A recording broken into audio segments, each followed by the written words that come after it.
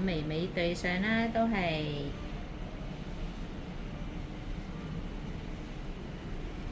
好到呢度啦。我哋點樣去做呢？就係你要望一望先。我哋有條線嘅，由眼眉尾嘅地方去到耳珠嘅前邊呢一條直線，你唔需要做太多嘢嘅，就係需要將隻手指連住呢條線擺落嚟，係咪？攞把梳梳過嚟，你隻手係唔使喐嘅。咁你見到呢條線，你就可以剪咗佢啦。仲有一樣嘢就係記住，大家千祈唔好將隻手擺咗嚟耳珠喎，掂住耳珠呢個位喎。如果唔係咧，你就會剪咗人哋個滴水噶啦。好，示範多一次啊！示範下先。我哋隻手眼眉尾啦，耳珠前邊啦，擺呢個位啦，梳落嚟，只係需要夾住佢得噶啦，係咪？我哋就開始剪咗佢啦。咁樣剪喎，你冇咁樣剪落嚟嚇。好，夾住佢剪咗佢，係咪？你會見到一條直線嘅嚇。呢個係第一部分啦嚇。因為我哋個公仔頭個頭咧，呢個位咧係圓嘅，所以咧佢前邊會有少少。咁我哋徒手去做咗佢都得嘅。跟住係咪？我哋到第二部分。咁我哋剪呢個咧，通常留意咧，佢係要一個 V 字嘅。你千祈唔好打橫剪咗佢喎，剪咗個 L 咧就唔靚噶啦。我哋要點樣去做咧？頭先我哋嘅手咧係咁樣去擺嘅，係咪？我哋依家要調翻轉，擺翻上去啦，係咪？拱起啲頭髮啦，隻手擺喺呢個位，即係我哋頭先咁樣擺嘅。我依家調翻轉，係咪一個 V 字啊？好，示範下先。好，拱起啲頭髮啦，係咪？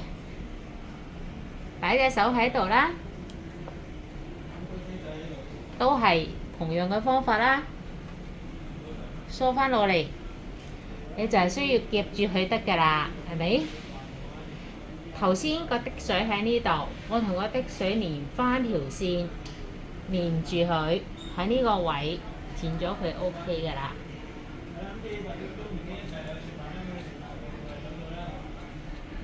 好，剪完啦喎。咦？但係佢都係咁長喎。咁我哋有第二個方法，因為個頭髮嗰啲層次剪得唔夠咧，佢會有少少厚嘅嚇。嗱，你剪完都係覺得咁長喎，咁唯有徒手去幫下佢啦。點樣去做咧？就係撳住佢嘅耳仔啦，係。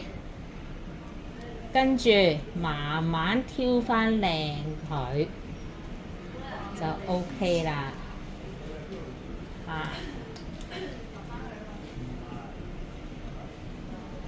你冇一鉸剪就剪落去喎，佢好齊咧，佢唔會靚㗎喎。好，我哋第二部分做完啦。有個方法啦。你拱開啲頭髮之後咧，你都會見到一條線嘅，係咪？你淨係需要擺低隻手指喺度，梳翻啲頭髮落翻嚟，夾住佢就 OK 啦，係咪？好，我擺低把梳喺度啦，跟住剪啦喎。但係有一樣嘢記住咧，你隻手剪嘅時候記住。呢隻手指要合埋啊！如果唔係，好易剪到人哋隻耳仔嘅。好，擺低把梳啦，喺呢個位剪咗佢啦，嚟。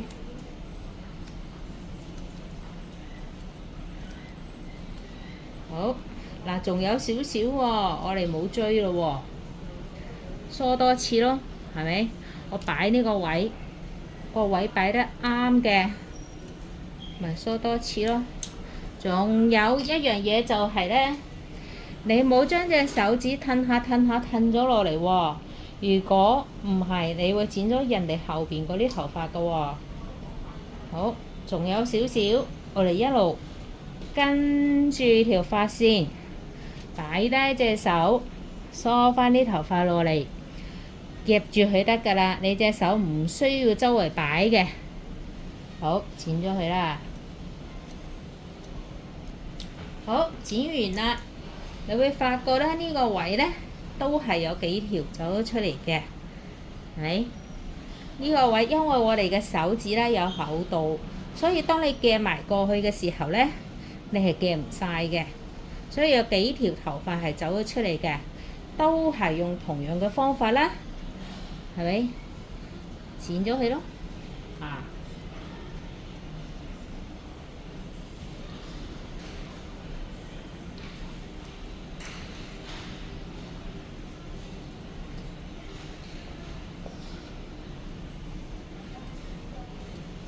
咁你就完成咗1、2、3嘅啦嚇，因為呢個頭髮咧，我個層次剪得唔夠啦，所以佢比較厚啲啊嚇。正常咧，我哋剪呢啲頭髮咧係要俾少少 layer 先靚嘅嚇。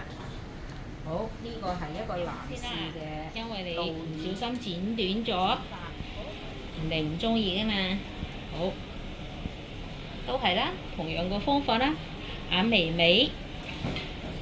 即係呢個位，去到耳珠前邊，係咪？我哋夾住佢先，眼眉尾啦，去到耳珠前邊啦。我哋都係同樣個方法，我就係需要擺住佢得㗎啦，係咪？都係啦，我哋冇咁樣剪喎，要喺上邊剪翻落嚟喎，係咪？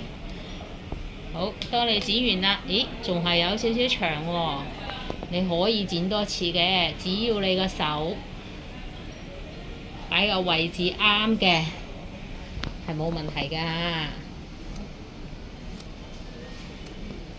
好，剪完啦，你望一望，佢係咪一條直線？係咪？好，我嚟到第二個部分啦。好，睇下上面仲有冇先啦。首先，咦，冇喎。第二個部分，我哋個 V 字係咁樣落嚟嘅，跟住我哋要咁樣發上返去嘅。拱開啲頭髮啦，都係，係咪？今次簡單啲，我就需要擺隻手喺度。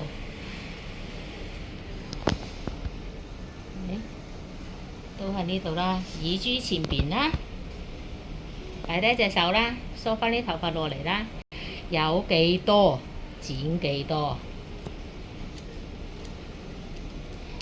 係咪？咦，你都係覺得長喎，你咪用手都係啦，撳住佢耳仔啦，剪咗佢啦。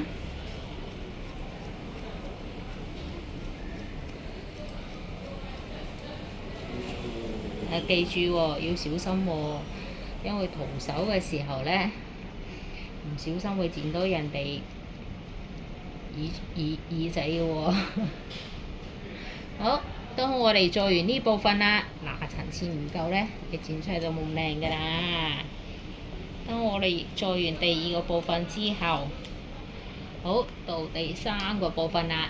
好，今次拱開啲頭髮啦，擺隻手喺度啦。係咪？手指喺度啦，梳翻落嚟，夾住佢得㗎啦，你唔使需要做其他嘢嘅，夾住佢，係咪？記住呢隻手指合埋啊！如果唔係，會剪到人哋嘅耳仔嘅，係咪？好，合埋隻手指喺呢個位開始剪咗佢咯喎。好，如果你剪唔晒嘅，你可以梳多次，都係黐住條髮線啦，梳翻啲頭髮落嚟啦，夾住佢得㗎啦，係咪？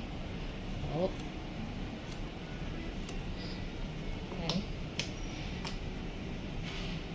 先？仲有少少喎，剪埋佢啦。夾住佢得㗎啦。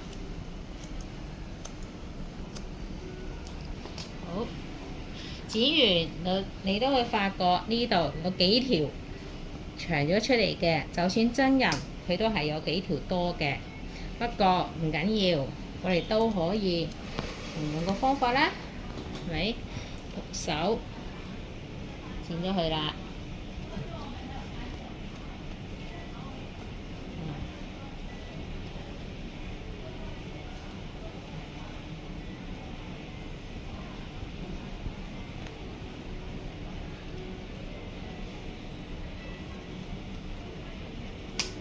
好，剪完你就會發覺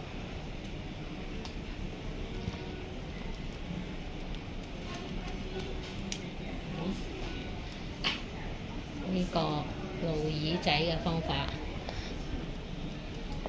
其實冇咩難度嘅，記住3樣嘢 OK 㗎啦。